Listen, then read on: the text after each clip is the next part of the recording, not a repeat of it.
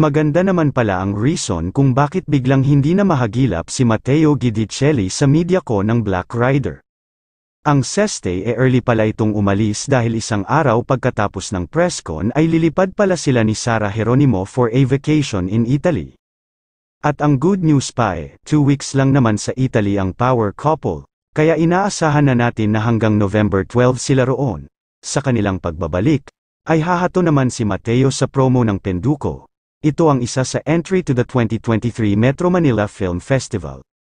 Pero wag tayo mag-alala dahil bago naman umalis sa Black Rider MediaCon, ay na-interview na si Matteo ng ilan sa mga press people doon. Kaya no need to worry naman dahil kahit papaano ay, na-promote niya ang action-packed series na may world premiere sa November 6, 8 p.m, at hindi lamang iyon. Sabay ding pinu-promote ni Matteo sa Instagram ang dalawa niyang big project sa Kapuso Network. Hindi lamang iyon, halos nagkasabay ang taping ni Matteo ng Black Rider at Pedro Penduko, kaya kinailangan niyang mag-leave ng 1 month sa unang hirit ang early morning show niya. Buong puso naman niyang pinasalamatan ang kanyang team sa pag-aayos sa kanyang schedule kaya wala siyang nabitin na trabaho. Kaya naman para sa kanyang mga tagahanga ay deserve ng dalawa ang nasabing Italy vacation.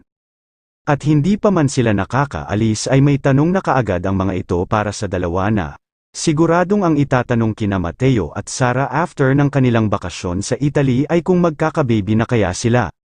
Samantala, ipinagmalaki naman ni Matteo Guidicelli ang kanyang misis na si Sara Geronimo sa matagumpay nitong concert kasama si Bambo sa Pampanga.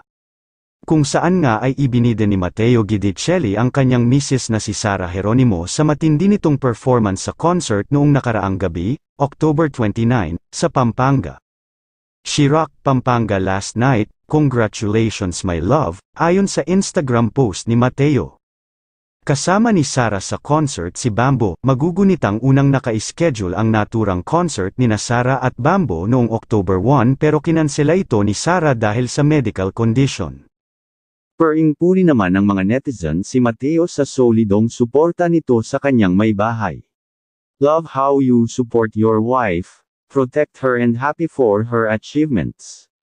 Proud hubby spotted heart. Couple goals talaga kayo. You are both successful together or individually man.